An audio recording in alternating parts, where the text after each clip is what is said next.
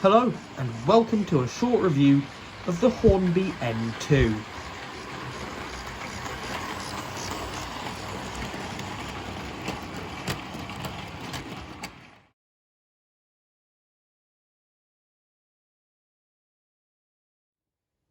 The loco comes packed in the normal Hornby box from the time.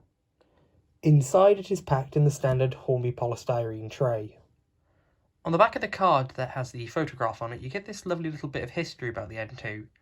On first impression, it really is a wonderful looking thing. It's a very handsome looking locomotive. Now, I believe this was an old mainline tooling, and I think at some point Dapple had the tooling as well. Mine is one of the more recent Hornby ones, and they've done a few runs of this every few years, and it's likely that the N2 will return to the range at some point, though I do feel it's more of a railroad model now rather than a Hornby Railways one.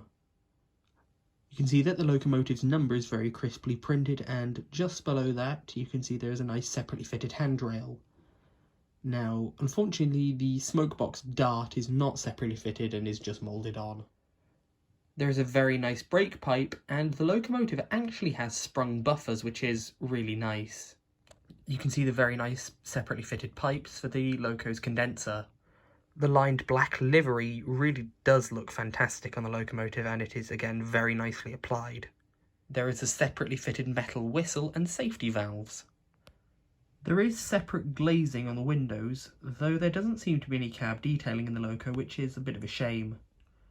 These locomotives can be had in the sort of £50 to £70 range, and I think that's fairly reasonable. They're fine looking, fine running locomotives. As usual, I would try and recommend that you get as close, sort of down to the £50 mark as possible. I don't think it's awful for sort of £70-ish, but if you get into the sort of the 60s or 50s, that's much better. Now time for some running.